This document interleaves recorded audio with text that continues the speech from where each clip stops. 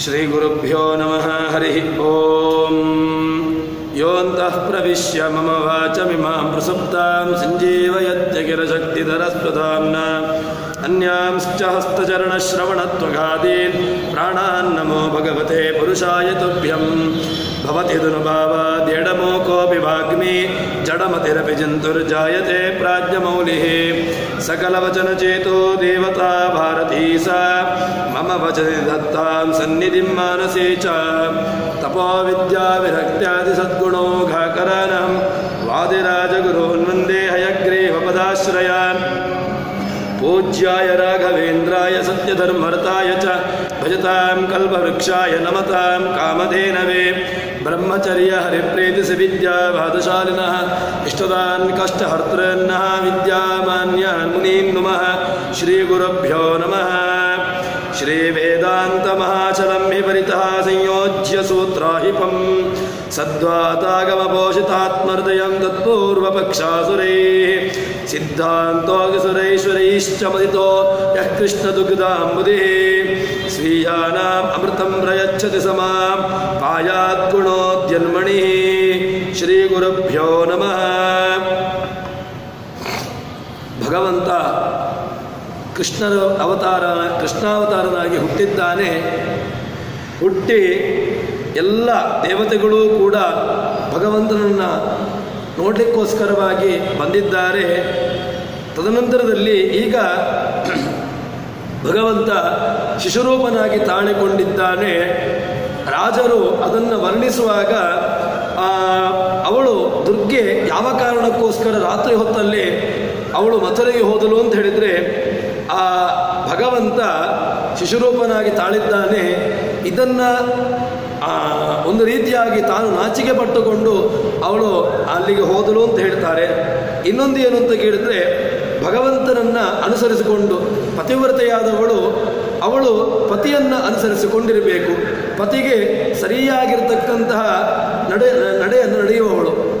ಇಲ್ಲಿಯೂ ಕೂಡ ಹೇಗೆ ಭಗವಂತ ತನ್ನ ಅವತಾರವನ್ನು ಶಿಶುರೂಪನಾಗಿದ್ದಾನೋ ಅದೇ ಕಾರಣಕ್ಕೆ ತಾನೂ ಕೂಡ ಶಿಶುರೂಪವಾಗಿ ಅವಳು ಅವನನ್ನು ಅನುಸರಿಸಿದಳು ಅಂತ ಹೇಳಿಕೊಂಡು ರಾಜರು ಹೇಳ್ತಾರೆ. ಇನ್ನು ಇದರಿಂದ ಭಗವಂತನನ್ನು ಸದಾಕಾಲದಲ್ಲೂ ಆ ಭಗವಂತ ಲಕ್ಷ್ಮೀದೇವಿಯನ್ನು ವಕ್ಷಸ್ಥಳದಲ್ಲಿಟ್ಟುಕೊಂಡವನು. ಅದನ್ನು ಸ್ವಲ್ಪ ವಿವರಣೆ ಮಾಡಿ ರಾಜರು ಭಗವಂತನನ್ನು ಹೇಳ್ತಾ ಇದ್ದಾರೆ. ಹರೇ ಪ್ರಿಯಾದ ಭಗಿನೀತ್ವ ಮಧ್ಯ ಉಪೇಯುಷಿ ತತ್ರ ನಸಾ ಸ್ಥಿರಾಸೀತ್ ಮನೋಜ್ಜಮೂರ್ತ್ಯ ಅಂತರಸ್ತದೀಯ ವಿಶಾಲ ವಕ್ಷಸ್ಥಳಮೇತ್ಯ ತೃಪ್ತ. ಭಗವಂತ ಇಲ್ಲಿ ಈಗ ಏನಾಯಿತು ಅಂತ ಕೇಳಿದ್ರೆ, ಒಂದು ರೀತಿಯಾಗಿ ಆ ಭಗವಂತನಿಗೆ ಆ ದುರ್ಗಾದೇವಿ ತಂಗಿಯ ಸ್ಥಾನವನ್ನು ತಂಗಿ ಅಂತ ಅನಿಸಿಕೊಳ್ಳು. ವಾಸ್ತವಿಕವಾಗಿ ಭಗವಂತ ಲಕ್ಷ್ಮೀದೇವಿಯಾಗಿ ಅವತಾರ ಮಾಡಿದ್ದು, ತಂಗಿಯಾಗಿ ಯಾವ ರೀತಿಯಾಗಿ ಅದನ್ನು ನೀವು ನಿಷಿದ್ಧ ಅಲ್ವಾ? ತಂಗಿಯ ಜೊತೆಗೆ ಇರುವಂತಹದ್ದು ಶಾಸ್ತ್ರಗಳು ಎಲ್ಲಿಯೂ ಕೂಡ ಅದನ್ನು ಹೇಳೋದಿಲ್ಲ. ಇಲ್ಲಿ ಈಗ ಭಗವಂತ ಅದನ್ನು ತಂಗಿ ಅಂತ ಹೇಳ್ತೀರಿ, ಪುನಃ ಅವನನ್ನು ಮಡದಿ ಅಂತ ಹೇಳ್ತಾ ಇದ್ದೀರಿ. ಇದೆಲ್ಲ ಶಾಸ್ತ್ರ ವಿರುದ್ಧವಾಗಿರತಕ್ಕಂಥ ವ್ಯವಸ್ಥೆಯನ್ನು ನೀವು ಹೇಗೆ ಹೇಳ್ತೀರಿ ಅಂತ ಹೇಳಿದ್ರೆ, ಅದಕ್ಕೆ ಹೇಳ್ತಾರೆ ಇಲ್ಲಿ ಈಗ ಅದನ್ನು ಸಿದ್ಧಾಂತ ರೀತಿಯ ಕೂಡಿಸ್ತಾರೆ ರಾಜರು. ಹೇಗೆ ಅಂತ ಕೇಳಿದ್ರೆ, ಉಪೇಯುಷಿ ದತ್ರನ ಸ್ಥಿರಾಸೀತ್. ಅವಳಿಗೆ ಈಗ ತಂಗಿಯಾಗಿ ಅವತಾರ ಮಾಡಿದ್ಲು.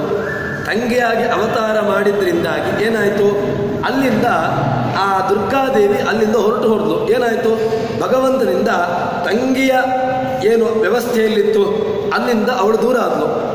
ಅಂದರೆ ಭಗವಂತನ ಜೊತೆಗೆ ಅವಳಿರಲಿಲ್ಲ ಅಂತಾಯಿತು. ಇನ್ನು ಮನೋಜ್ಜಮೂರ್ತಿ ಅಂತರಸ್ತದೀಯ ವಿಶಾಲ ವಕ್ಷಸ್ಥಳಮೇತ್ಯ ತೃಪ್ತ. ವಾಸ್ತವಿಕವಾಗಿ ಇಲ್ಲಿ ಈಗ ವಿಯೋಗ ಹೊಂದಿತು. ಏನು ವಿಯೋಗ ಹೊಂದಿತ್ತು ಅಂತ ಹೇಳಿದ್ರೆ, ಭಗವಂತ ಆ ದುರ್ಗಾದೇವಿ ತಂಗಿಯ ಸ್ಥಾನದಲ್ಲಿದ್ದಲ್ವ, ಆ ತಂಗಿಯಿಂದ ಅವಳು ದೂರ ಹೋದ್ಲೀಗ. ಏನು, ಆ ದುರ್ಗಾದೇವಿ ಅಲ್ಲಿಂದ ಹೊರಟು ಹೋದ್ಲು. ಅದರಿಂದ ಏನಾಯಿತು, ಆ ತಂಗಿ ಅಂತ ಏನು ಸಂಬಂಧ ಇತ್ತು ಅದು ದೂರವಾದ ಕಾರಣ ಅವಳು ಮಥುರೆಗೆ ಹೋಗಿ ಸೇರಿಕೊಂಡ್ಳು. ವಾಸ್ತವಿಕವಾಗಿ ಇದನ್ನು ಹೇಳಬೇಕು ಅಂತಲೂ ಇಲ್ಲ. ಇನ್ನೊಂದೇನು ಅಂತ ಕೇಳಿದ್ರೆ ವಿಶಾಲ ವಕ್ಷ ಸ್ಥಳಮೇತ್ಯ ತೃಪ್ತ. ಭಗವಂತ ಅವಳಿಗೆ ಕೊಟ್ಟಂತಹ ಸ್ಥಾನ ಯಾವುದು ಅಂತ ಹೇಳಿದ್ರೆ ವಿಯೋಗ ಇಲ್ಲವೇ ಇಲ್ಲ.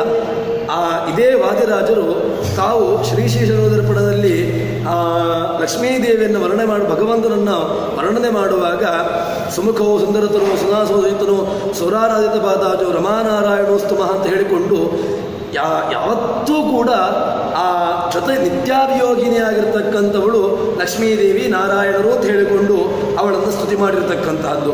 ಆದ್ದರಿಂದ ಒಂದು ರೂಪದಲ್ಲಿ ಈಗ ತಂಗಿ ಅಂತ ಹೇಳಿಕೊಂಡಿದ್ದರಿಂದಾಗಿ ಅವಳು ಇಲ್ಲಿರಲಿಲ್ಲ. ಏನಾಯಿತು, ಭಗವಂತ ಒಂದು ಅವತಾರವನ್ನು ಮಾಡಿದ.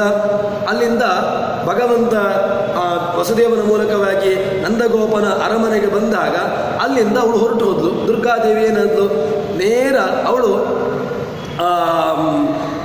ಅಲ್ಲಿ ಮಥುರೆಗೆ ಸೇರಿಕೊಂಡ್ಳು. ಇಲ್ಲಿ ಏನಾಯಿತು ಅಂತ ಕೇಳಿದ್ರೆ ಭಗವಂತ ರಾಜರು ಅದನ್ನು ಹೇಳ್ತಾರೆ, ವಿಶಾಲ ವಕ್ಷ ಅವಳಿಗೆ ಕೊಟ್ಟಿರತಕ್ಕಂತಹ ಸ್ಥಾನ ಯಾವುದು ಅಂತ ಕೇಳಿದ್ರೆ ಭಗವಂತ ತನ್ನ ಹೃದಯ ಸ್ಥಾನವನ್ನು ಅವಳಿಗೆ ನೀಡಿದ್ದಾನೆ. ಆದ್ದರಿಂದ ಯಾವತ್ತೂ ಕೂಡ ವಿಯೋಗವನ್ನು ನೀವು ಕಲ್ಪನೆ ಮಾಡಬೇಕು ಅಂತಲೂ ಇಲ್ಲ. ಅವಳು ಅವರಿಬ್ಬರು ಯಾವತ್ತೂ ಕೂಡ ಜೊತೆಗಿರತಕ್ಕಂಥವರು ಹೇಳಿಕೊಂಡು ಆ ಲಕ್ಷ್ಮೀದೇವಿ ಶ್ರೀವತ್ಸ ರೂಪದಿಂದಾಗಿ ಸದಾ ಕಾಲದಲ್ಲೂ ಕೂಡ ಭಗವಂತನ ವಕ್ಷಸ್ಥಳದಲ್ಲಿ ಅವಳು ವಿರಾಜಮಾನರಾಗಿರ್ತಾಳೆ ಎಂಬುದನ್ನು ಹೇಳ್ತಾರೆ. ಇನ್ನು ವಸುದೇವನ ಬಗ್ಗೆ ಸ್ವಲ್ಪ, ವಸುದೇವನ ಅದೇ ರೀತಿಯಾಗಿ ಕೃಷ್ಣನ ಅದೇ ರೀತಿಯಾಗಿ ದುರ್ಗಾದೇವಿಯ ಈ ಮೂರು ವ್ಯವಸ್ಥೆಯನ್ನು ಒಂದೇ ಕಡೆ ಏಕತ್ರವಾಗಿ ಅದನ್ನು ಕೂಡಿಸ್ತಾರೆ. ಅದು ಹೇಗೆ ಅಂತ ಕೇಳಿದ್ರೆ, ಮುಕುಂದ ಸೇವಾರಹ ಫಲಂ ಸ್ಮೃತಾವತ್ ಅಹನ್ನಿವಾಥನ್ ಆನಕ ದುಂದುಬಿಸ್ತಾಂ ಶಿಶುಸ್ವರೂಪಾಂ ಕಮಲಾಂ ಸ್ವಹಸ್ತೆ ಸ ಬಿಭ್ರತ್ ಅಭ್ಯಗಮತ್ ಆತ್ಮವಾಸಂ. ನಾವು ಭಗವಂತನನ್ನು ನಂಬಿಕೊಂಡಾಗ, ಭಗವಂತ ನಮ್ಮ ಕೈಯನ್ನು ಹಿಡಿದಾಗ ಏನು ನಮಗೆ ಆಗ್ತದೆ ಅಂತ ಕೇಳಿದ್ರೆ, ವಸುದೇವ ಒಬ್ಬ ದೃಷ್ಟಾಂತ. ವಸುದೇವನ ಮೂಲಕವಾಗಿ ಜಗತ್ತಿಗೆ ಒಂದು ಪಾಠವನ್ನು ಹೇಳಿದಾಗ ಆಯಿತು. ಏನು ಅಂತಂದರೆ, ವಸುದೇವ ಭಗವಂತನ ಸೇವೆಯನ್ನು ತುಂಬ ಮಾಡಿದ. ಏನು ಹುಟ್ಟಿರತಕ್ಕಂಥವನು ಅವನ ಮಗನಾಗಿ ಭಗವಂತ ಅವತಾರ ಮಾಡಿದ್ದಾನೆ. ಇದೊಂದು ರೀತಿಯಾಗಿ ಭಗವಂತ ಅವನಿಗೆ ಉಪಕಾರವನ್ನು ಅನುಗ್ರಹವನ್ನು ಮಾಡಿದ. ಇನ್ನೊಂದು ಏನು ಅಂತ ಕೇಳಿದ್ರೆ, ಭಗವಂತ ಅವನಿಗೆ ಆಜ್ಞೆಯನ್ನು ಮಾಡಿದ, ನನ್ನನ್ನು ಹಿಡಿದುಕೊಂಡು ನಂದಗೋಪನ ಅರಮನೆಗೆ ನಡಿ ಅಂತ ಹೇಳಿಕೊಂಡು ಭಗವಂತನನ್ನು ಮುಟ್ಟಿರತಕ್ಕಂತಹ ಒಂದು ಯೋಗವನ್ನು ಭಗವಂತ ವಸುದೇವನಿಗೆ ಕರುಣಿಸಿದ.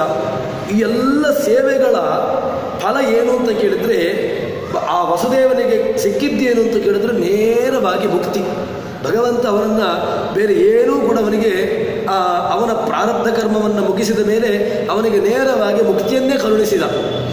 ಅದನ್ನು ರಾಜರು ಹೇಳ್ತಾರೆ, ನಮಗೆ ಈ ಮುಕ್ತಿ ಆಚಾರ್ಯ ಭಕ್ತರು ಕೂಡ ತಮ್ಮ ಮಂತ್ರಗಳನ್ನು ತಂತ್ರಸಾರದಲ್ಲಿ ಮಂತ್ರವನ್ನು ಉದ್ಧಾರ ಮಾಡ್ತಾ ಬರ್ತಾರೆ.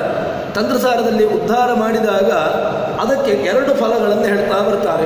ಒಂದು ನಿಮಗೆ ಐಹಿಕವಾಗಿರತಕ್ಕಂಥ ಸಂಪತ್ತು. ಈಗ ಕೃಷ್ಣ ಮಂತ್ರವನ್ನು ಹೇಳ್ತಾರೆ ಅಥವಾ ಭೂವರಾಹ ಮಂತ್ರವನ್ನು ಹೇಳ್ತಾರೆ. ಭೂವರಾಹ ಮಂತ್ರವನ್ನು ನೀವು ಅದಕ್ಕೆ ಬೇಕಾಗಿರತಕ್ಕಂಥ ಜಪವನ್ನು ಅಥವಾ ಏನೋ ಹೋಮವನ್ನು ಮಾಡಿದಾಗ ನಿಮಗೆ ಯಾವ ಭೂ ಸಂಪತ್ತು, ವ್ಯಾಜ್ಯದಲ್ಲಿರತಕ್ಕಂಥ ಸಂಪತ್ತು, ಅದಕ್ಕೆ ಬೇಕಾಗಿರತಕ್ಕಂತಹ ಒಂದು ವ್ಯವಸ್ಥೆಯನ್ನು ಭಗವಂತ ನೀಡ್ತಾನೆ ಅಂತ. ಇದು ಅವಾಂತರ ಪ್ರಯೋಜನ. ಮುಖ್ಯ ಪ್ರಯೋಜನವನ್ನು ಆಚಾರ್ಯ ಮತ್ತು ಎಲ್ಲ ಮಂತ್ರಗಳು ಹೇಳಿರ್ತಕ್ಕಂಥ ಮುಖ್ಯ ಪ್ರಯೋಜನ ಏನು ಅಂತ ಕೇಳಿದರೆ ಅದು ಮುಕ್ತಿ, ಮೋಕ್ಷ ಬಲವನ್ನು ನೀಡತಕ್ಕಂತಹ ಮಂತ್ರಗಳು ಎಲ್ಲವೂ ಕೂಡ ಆ ಮೋಕ್ಷ ಬಲವನ್ನು ನೀಡುತ್ತದೆ. ಎಲ್ಲ ಮಂತ್ರಗಳು ಕೂಡ ಮೋಕ್ಷವನ್ನು ನೀಡುತ್ತದೆ ಅಂತ ಹೇಳಿಕೊಂಡು ಅದಕ್ಕಿರತಕ್ಕಂತಹ ಮುಖ್ಯ ಬಲವನ್ನು ಆಚಾರ್ಯ ಮೋಕ್ಷವನ್ನು ಹೇಳಿದ್ದಾರೆ. ಇಲ್ಲಿ ಈಗ ಅವಾಂತರ ಪ್ರಯೋಜನ, ಮುಖ್ಯ ಪ್ರಯೋಜನ ಅಂತ ಎರಡನ್ನು ಇಟ್ಟುಕೊಳ್ಬೋದು. ವಸುದೇವನಿಗೆ ಅವಾಂತರ ಪ್ರಯೋಜನ, ಮುಖ್ಯ ಪ್ರಯೋಜನ ಮುಕ್ತಿ. ಭಗವಂತ ಅವನಿಗೆ ಮುಕ್ತಿಯನ್ನೇ ನೀಡಿದ. ಯಾಕೆ? ಇಷ್ಟೆಲ್ಲ ಸೇವೆ ಮಾಡಿದ್ದಾನೆ ಭಗವಂತನದ್ದು. ಅವನಿಗೆ ಮುಕ್ತಿ ಎಂಬುದು ನಿಶ್ಚಿತ. ಇನ್ನೊಂದು, ಅವನಿಗೆ ಸಂಪತ್ತನ್ನು, ಅವಾಂತರ ಪ್ರಯೋಜನ ಏನು ಅಂತ ಕೇಳಿದ್ರೆ ಸಂಪತ್ತನ್ನು ಹೇಳ್ತಾರೆ. ಸಂಪತ್ತು ಹೇಗೆ ಅಂತ ಕೇಳಿದರೆ, ಲಕ್ಷ್ಮೀದೇವಿಯನ್ನು ತನ್ನ ಕೈಯಲ್ಲಿ ಹಿಡಿದುಕೊಂಡು ಮತ್ತೆ ಪುನಃ ಆ ದೇವಕಿಯಲ್ಲಿಗೆ ಹೋಗತಕ್ಕಂತಹದ್ದು ಇದು ಭಗವಂತ ನೀಡಿರತಕ್ಕಂತಹದ್ದು. ಲಕ್ಷ್ಮೀ ಅಂತ ಹೇಳಿದರೆ ಆ ಅಭಿಮಾನಿ, ಸಂಪತ್ತಿಗೆ ಅಭಿಮಾನಿಯಾಗಿರ್ತಕ್ಕಂಥವಳು. ಯಾವ ಸಂಪತ್ತನ್ನು ಇಟ್ಟುಕೊಳ್ಳಿ, ಸರ್ವೇ ಪುರುಷಾರ್ಥ ಸ್ಯು ಜ್ಞಾನಾದೇವನ ಸಂಶಯ. ಎಲ್ಲ ಪುರುಷಾರ್ಥಗಳು ಎಲ್ಲಿಂದ ನಮಗೆ ಪೂರೈಸಿದೆ ಅಂತ ಕೇಳಿದರೆ ಜ್ಞಾನ. ನಿಮಗೆ ಜ್ಞಾನವೊಂದು ಉಂಟು ಅಂತ ಹೇಳಿದ್ರೆ ನಿಮಗೆಲ್ಲ ಪುರುಷಾರ್ಥಗಳು ನಿಮ್ಮನ್ನು ಅನುಸರಿಸಿಕೊಂಡು ಬರ್ತದೆ ಅಂತ ಹೇಳಿದ್ದಾರೆ. ಇಲ್ಲಿ ಅದನ್ನು ಇನ್ನೊಂದು ರಾಜರು ಇಲ್ಲಿ ಹೇಳ್ತಾರೆ, ಈ ಒಂದು ಲಕ್ಷ್ಮೀದೇವಿಯನ್ನು ತನ್ನ ಕೈಯಲ್ಲಿ ಭಗವಂತ ಹೇಗೆ ಆ ಕರಸ್ಥವಿ ಕೃಷ್ಣಸ್ಯ ಕುತೋಂದರಾಯ ಅಂತ ಹೇಳಿದಾಗ ಅವನಿಗೆ ವಿಘ್ನಗಳು ಇಲ್ಲಿದ್ದಾಗ ತನ್ನ ಕೈಯಲ್ಲಿ ಅದೇ ಕೈಯಲ್ಲಿ ಲಕ್ಷ್ಮೀದೇವಿಯನ್ನು ತನ್ನ ಕೈಯಲ್ಲಿ ಹಿಡ್ಕೊಂಡಿದ್ದಾನೆ. ಲಕ್ಷ್ಮೀದೇವಿ ಅಂತ ಹೇಳಿದರೆ ಸಂಪತ್ತಿಗೆ ಅಭಿಮಾನಿ. ಅಂತಹ ಅವಾಂತರ ಸಂಪತ್ತು ಕೂಡ ಅವನಿಗೆ ಸಿಕ್ಕಿತು. ಭಗವಂತನನ್ನು ಆಶ್ರಯಿಸಿದ್ದರಿಂದಾಗಿ ಮುಕ್ತಿಯೂ ಸಿಕ್ಕಿತು. ಲಕ್ಷ್ಮೀದೇವಿಯನ್ನು ಆಶ್ರಯಿಸಿದ್ರಿಂದಾಗಿ ಲೌಕಿಕವಾಗಿರ್ತಕ್ಕಂಥ ಸಂಪತ್ತು ಸಿಕ್ಕಿತು. ಈ ಎರಡನ್ನೂ ಕೂಡ ಪಡೆದಿರ್ತಕ್ಕಂಥವನು ಆ ವಸುದೇವ. ಆದ್ದರಿಂದ ಇದರಿಂದ ನಮಗೇನು ನೀತಿ ಅಂತ ಕೇಳಿದರೆ ನಾವು ಕಲಿಯತಕ್ಕಂತಹದ್ದು ಸಂಪತ್ತಿಗೆ ಅಭಿಮಾನಿಗಳ ದುರ್ಗಾದೇವಿ, ಅದೇ ರೀತಿಯಾಗಿ ಮೋಕ್ಷವನ್ನು ಹೊಡೆದಕ್ಕಂತಹ ಭಗವಂತ. ಈ ಎರಡನ್ನೂ ಕೂಡ ಸೇವೆಯನ್ನು ಮಾಡಿದ್ದಾನೆ. ಎರಡರ ಸೇವೆಯನ್ನು ನಮಗೆ ಇನ್ನೊಂದು ಇದರಿಂದ ಏನಾಯಿತು ಅಂತ ಕೇಳಿದ್ರೆ ಫಲ ತಕ್ಷಣಕ್ಕೆ ಸಿಕ್ಕಿದೆ ಅವನಿಗೆ. ಭಗವಂತನನ್ನು ಸೇವೆ ಮಾಡಿದ್ರಿಂದಾಗಿ ಆ ವಸುದೇವ ಭಗವಂತನನ್ನು ಕರೆದುಕೊಂಡು ಬಂದಾಗ ಏನಾಯಿತು ಅಂತ ಕೇಳಿದ್ರೆ, ಇಲ್ಲಿ ಬಂದಾಗ ಲಕ್ಷ್ಮೀದೇವಿನಿಗೆ ಸಿಕ್ಕಿದ್ಲು. ಲಕ್ಷ್ಮೀದೇವಿ ಅಂತ ಹೇಳಿದ್ರೆ ಸಂಪತ್ತು. ಭಗವಂತನನ್ನು ಸೇವೆ ಮಾಡಿದರೆ ನಿಮಗೆ ಸಂಪತ್ತು ನಿಶ್ಚಿತ. ಅದಕ್ಕೋಸ್ಕರವಾಗಿ ಸಂಪತ್ತಿನ ಹಿಂದೆ ಓಡಿಕೊಂಡು ಹೋಗಬೇಡಿ. ಭಗವಂತನನ್ನು ನಿರ್ವ್ಯಾಜವಾಗಿ ನಿಶ್ಚಲವಾಗಿ ನಂಬಿದ್ರಿ ಅಂತ ಹೇಳಿದರೆ ಸಂಪತ್ತು ತನ್ನ ಹಿಂದೆನೇ ಬರ್ತದೆ. ಯಾವುದೇ ಅದರಲ್ಲಿ ಸಂಶಯ ಬೇಡ ಎಂಬುದನ್ನು ಒಂದು ರೀತಿಯಾಗಿ ನಮಗೆ ತೋರಿಸಿರತಕ್ಕಂತಹದ್ದು ಈ ದೃಷ್ಟಾಂತದ ಮೂಲಕವಾಗಿ. ಅದಕ್ಕೋಸ್ಕರವಾಗಿ ನಾವು ಸಂಪತ್ತಿನ ಹಿಂದೆ ಹೋದೆವು ಅಂತ ಹೇಳಿದರೆ ಭಗವಂತ ನಮ್ಮಿಂದ ದೂರ ಹೋಗ್ತಾನೆ. ಅದೇ ನಾವು ದೇವರನ್ನು ನಿರ್ವ್ಯಾಜವಾಗಿ ನಿಶ್ಚಲವಾಗಿ ನಾವು ಭಗವಂತನನ್ನು ಸೇವೆ ಮಾಡಿದೆವು ಅಂತ ಹೇಳಿದರೆ ಭಗವಂತ ನಿಶ್ಚಿತವಾಗಿ ನಮಗೆ ಒಲಿತಾನೆ. ಇಲ್ಲಿ ಇದೇ ದೃಷ್ಟಾಂತವನ್ನು ಟೀಕಾರಾಯರ ಗ್ರಂಥಗಳಿಗೂ ಕೂಡ ಇದನ್ನು ಅನ್ವಯ ಮಾಡಲಿಕ್ಕೆ ಬರ್ತದೆ ಅಂತ ಹೇಳ್ತಾರೆ. ಯಾಕೆ ಅಂತ ಹೇಳಿದ್ರೆ ವೇದಾಂತದ ನೀವು ಸೂತ್ರವನ್ನು ಭಾಷ್ಯವನ್ನು ತನ್ಮೂಲಕವಾಗಿ ಅದನ್ನು ನೀವು ಅಧ್ಯಯನ ಮಾಡಿದ್ರಿ ಅಂತ ಹೇಳಿದರೆ ನಿಶ್ಚಿತವಾಗಿಯೂ ಕೂಡ ಸಂಪತ್ತು ನಮಗೆ ಬರ್ತದೆ ಎಂಬುದಕ್ಕೆ ಜ್ವಲಂತವಾಗಿರತಕ್ಕಂಥ ನಿದರ್ಶನಗಳು ನಮಗೆ ಬೇಕಾದಷ್ಟು ಸಿಗ್ತದೆ. ಈ ರೀತಿಯಾಗಿರತಕ್ಕಂಥ ದೃಷ್ಟಾಂತಗಳು ನಮಗೆ ಕಣ್ಣಿಗೆ ಸಿಗ್ತಾ ಇರುವಾಗ ಅದಕ್ಕೋಸ್ಕರವಾಗಿ ಭಗವಂತನನ್ನು ನಾವು ನಂಬಬೇಕು. ಆ ನಂಬುವಿಕೆ ಎಂಬುದು ಅದು ನಿಶ್ಚಲವಾಗಿರಬೇಕು. ಎಲ್ಲಿಗೆ ದೃಢವಾಗಿರ್ತದೋ ಆವಾಗ ಎಲ್ಲವೂ ಕೂಡ ನಮ್ಮ ಹಿಂದೆನೇ ಅದು ಬರ್ತದೆ ಎಂಬುದನ್ನು ಈ ದೃಷ್ಟಾಂತದ ಮೂಲಕವಾಗಿ ರಾಜರು ಇಡೀ ಜಗತ್ತಿಗೆ ಪರಿಚಯಿಸಿದ್ದಾರೆ. ವಸುದೇವ ಒಬ್ಬ ಸಾಕ್ಷಿಯಾದ ಕಾರಣ ಇಡೀ ಜಗತ್ತಿಗೆ ಇದೊಂದು ಪಾಠವಾಯಿತು. ಅವನು ಯಾರನ್ನು ನಂಬಿದ್ದು? ವಸುದೇವ ಭಗವಂತನ ಸೇವೆಯನ್ನು ಮಾಡಿದ. ಭಗವಂತನ ಸೇವೆಯನ್ನು ಮಾಡಿದಾಗ ಲಕ್ಷ್ಮೀದೇವಿ ಅವನ ಜೊತೆಗೇ ಬಂತು, ಅವಾಂತರ ಸಂಪತ್ತು ಬಂತು, ಮುಕ್ತಿಯೂ ಸಿಕ್ಕಿತು. ಈ ಎರಡನ್ನೂ ಕೂಡ ಪಡೆದಿರತಕ್ಕಂತಹದ್ದು ಆ ವಸುದೇವ. ಅದರಿಂದಾಗಿ ನಾವು ಕೂಡ ಆ ರೀತಿಯಾಗಿರ್ತಕ್ಕಂತಹದ್ದನ್ನು ಸಾಧನೆ ಮಾಡಿಕೊಳ್ಳುವ ಎಂಬುದನ್ನು ರಾಜರು ಹೇಳ್ತಾರೆ. ಇನ್ನೀಗ ವಾದಿರಾಜರು ಕಥೆಯ ಕಡೆಗೆ ಬರ್ತಾರೆ. ಏನಾಯಿತು ಅಂತಂದರೆ, ಸುತೋ ಯಶೋಧ ಶಯನೇ ನಿಧಾಯ ವಿರಿಂಚ ಪೂರ್ವಾಮರ ಮುಖ್ಯತಾತಂ ವಿವೇಶಕಂ ಸಸ್ಯ ಗೃಹಂಸ ಶೌರಿ ಪ್ರಗೃಹ್ಯ ತನ್ ಮೃತ್ಯು ವಿವಾಂಬಿಕಾ ಅಂತ. ಪ್ರಗೃಹ್ಯ ತನ್ ಮೃತ್ಯು, ಆ ಕಂಸನ ಮೃತ್ಯುವನ್ನು ಹಿಡ್ಕೊಂಡು ಹೋದ ಅಂತ ಹೇಳಿಕೊಂಡು ರಾಜರು ತಮಾಷೆಯನ್ನು ಮಾಡ್ತಾ ಇದ್ದಾರೆ. ಇಲ್ಲಿ ಇನ್ನೊಂದು ಏನು ಅಂತ ಹೇಳಿದರೆ ಎರಡನ್ನೂ ಅರ್ಥ ಮಾಡಲಿಕ್ಕೆ ಬರ್ತದೆ. ಭಗವಂತ ಬ್ರಹ್ಮಾದಿಗಳಿಗೂ ಸುತೋ ಯಶೋಧ ಶಯನೇನಿದಾಯ, ತನ್ನಲ್ಲಿರತಕ್ಕಂತಹ ಮಗನನ್ನು ಯಶೋಧೆಯ ಜೊತೆಗಿಟ್ಟ. ಇಲ್ಲಿಂದ ವಿರಿಂಚ ಪೂರ್ವಾತನಯ, ವಿರಿಂಚಿ ಬ್ರಹ್ಮಾದಿಗಳಿಂದ ಸ್ತುತ್ಯನಾದವ ವಂದ್ಯನಾದವ ಭಗವಂತ. ಅಂತಹ ಮುಖ್ಯನಾಗಿರತಕ್ಕಂತಹ ಕೃಷ್ಣನನ್ನು ಯಶೋಧೆಯ ಜೊತೆಗಿಟ್ಟ. ಯಶೋಧೆಯ ಜೊತೆಗಿಟ್ಟು ಏನು ಮಾಡಿದ ಅಂತ ಕೇಳಿದರೆ, ಅಲ್ಲಿರತಕ್ಕಂತಹ ದುರ್ಗೆಯತ್ವಾತ್, ಇದೇ ವಾದಿರಾಜರು ದುರ್ಗೆಯನ್ನು ಕೊಂಡಾಡುವಾಗ ದುರ್ಜೇಯತ್ವಾತ್ ದುಃಖದತ್ವಾತ್ ದುಷ್ಪ್ರಾಪ್ಯತ್ವಾಚ ದುರ್ಜನೈ ಸತಾಂ ಅಭಯಭೂಮಿತ್ವಾತ್ ದುರ್ಗಾತ್ಮ ಹೃದ್ವಹಾಶ್ರಯಾತ್. ಕುಂಜಾರುಗಿರಿಯ ದುರ್ಗೆಯನ್ನು ವಾದಿರಾಜರು ತೀರ್ಥಪ್ರಬಂಧ ಎಂಬಂತಹ ಗ್ರಂಥದಲ್ಲಿ ವರ್ಣನೆ ಮಾಡುವಾಗ ದುರ್ಗಾದೇವಿಯನ್ನು ಹೇಗೆ ಹೇಳ್ತಾರೆ ಅಂತ ಕೇಳಿದರೆ ದುರ್ಜೇಯತ್ವಾತ್, ದುಃಖದತ್ವಾತ್, ದುಷ್ಪ್ರಾಪ್ಯತ್ವಾತ್, ದುರ್ಜನೈ ಸತಾಂ ಅಭಯಭೂಮಿತ್ವಾತ್ ದುರ್ಗಾತ್ಮ ಹೃದ್ವಹಾಶ್ರಯಾತ್ ಅಂತ. ಅವಳು ದುರ್ಗೆ. ಯಾಕೆ ದುರ್ಗೆ ಅಂತ ಕೇಳಿದರೆ ದುರ್ಜೇಯ, ಅವಳನ್ನು ಸುಲಭದಲ್ಲಿ ತಿಳ್ಕೊಳ್ಳಿಕ್ಕೆ ಸಾಧ್ಯವೇ ಇಲ್ಲ. ಅವಳನ್ನು ನಾವು ತಿಳ್ಕೊಳ್ತೇನೆ ಅಂತ ಹೇಳಿದ್ರೆ ನಮಗೆ ಮೋಹವೇ ಬರ್ತದೆ ಹೊರತು ಅವಳನ್ನು ಯಥಾರ್ಥವಾಗಿ ತಿಳ್ಕೊಳ್ಳುವಂತಹದ್ದು ಬಹಳ ಕಷ್ಟ. ದುರ್ಜೇಯಳು. ದುರ್ಜೇಯತ್ವಾತ್ ದುಃಖದತ್ವಾತ್, ಅವಳು ದುಃಖವನ್ನು ನೀಡ್ತಾಳೆ. ಯಾರಿಗೆ ದುಃಖವನ್ನು ನೀಡ್ತಾಳೆ? ಯಾರು ದುರ್ಜನರು ಅಂತ ಇದ್ದಾರೆ ಅವರಿಗೆ ದುಃಖವನ್ನು ನೀಡ್ತಾಳೆ. ಕಂಸಾದಿಗಳಿಗೆ, ಕಲಿ ಮೊದಲಾದಂತಹ ಜೀವರಾಶಿಗಳಿಗೆ ದುಃಖವನ್ನು ನೀಡ್ತಾಳೆ. ದುರ್ಜೇಯತ್ವಾದ ದುಃಖದತ್ವಾದ ದುಷ್ಪ್ರಾಪ್ಯತ್ವಾದ ದುರ್ಜನೈಹಿ. ಇನ್ನೊಂದು, ಅವಳನ್ನು ಸುಲಭದಲ್ಲಿ ನಾನು ಸೇರ್ತೇನೆ, ಇಲ್ಲ, ಸಾಧ್ಯವೇ ಇಲ್ಲ. ದುಷ್ಪ್ರಾಪ್ಯತ್ವಾದ ದುರ್ಜನೈಹಿ, ಅವಳನ್ನು ಹೊಂದಲಿಕ್ಕೂ ಕೂಡ ಸಾಧ್ಯವಿಲ್ಲ. ಅವಳನ್ನು ಹೊಂದಬೇಕು ಅಂತ ಹೇಳಿ ಕೂಡ ತುಂಬ ಸಾಧನೆಯನ್ನು ಮಾಡಿಕೊಳ್ಳಬೇಕು. ಅದನ್ನು ಹೇಳ್ತಾರೆ. ಇನ್ನು ಸದಾ ಅಭಯಭೂಮಿತ್ವಾತ್, ಯಾರು ಸಜ್ಜನರು ಅಂತ ಇದ್ದಾರೆ ಸಜ್ಜನರಿಗೆ ಅಭಯವನ್ನು ಕೊಡತಕ್ಕಂಥವಳು. ಸದಾ ಅಭಯಭೂಮಿತ್ವಾತ್ ದುರ್ಗಾತ್ಮ ಹೃದ್ಗುಹಾಶ್ರಯಾತ್. ಹೇ ದುರ್ಗೆ, ನಿನ್ನನ್ನು ನಾನು ನಮಸ್ಕರಿಸ್ತೇನೆ ಅಂತ ಹೇಳಿಕೊಂಡು ವಾದಿರಾಜರು ತೀರ್ಥ ಕುಂಜಾರುಗಿಲಿರತಕ್ಕಂತಹ ದುರ್ಗೆಯನ್ನು ಸ್ತೋತ್ರ ಮಾಡಿದ್ದಾರೆ. ಅಂತಹ ದುರ್ಗಾದೇವಿ ಈಗ ವಸುದೇವನ ಕೈಯಲ್ಲಿದ್ದಾಳೆ. ಆ ವಸುದೇವ ಅದನ್ನು ಹಿಡ್ಕೊಂಡು ಹೊರಟಿದ್ದಾನೆ.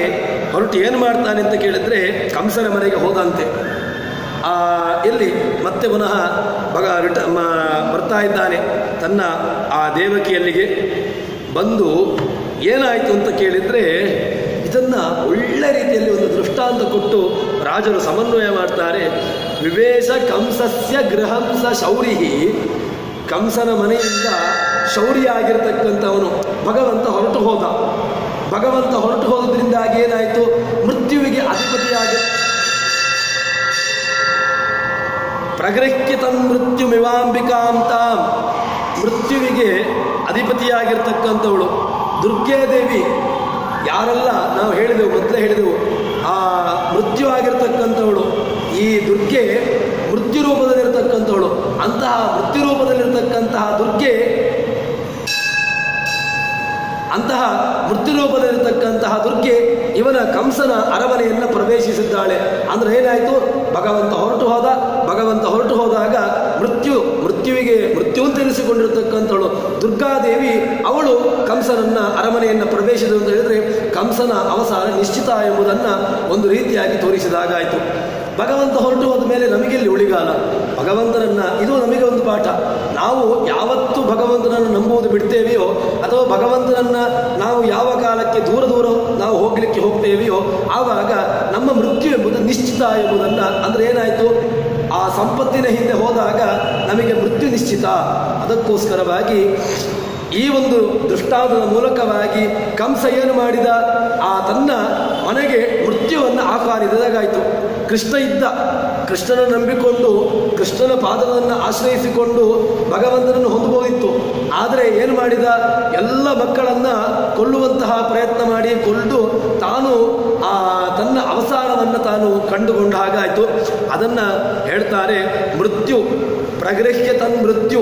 ಆ ಮೃತ್ಯುವನ್ನು ಹಿಡ್ಕೊಂಡು ಆ ಕಂಸನ ಅರಮನೆಗೆ ವಸುದೇವ ಪ್ರವೇಶ ಮಾಡಿದ ಅಂತ ಹೇಳಿಕೊಂಡು ದೇವರನ್ನು ಕಳೆದುಕೊಂಡ ಮೇಲೆ ಏನಾಯಿತು?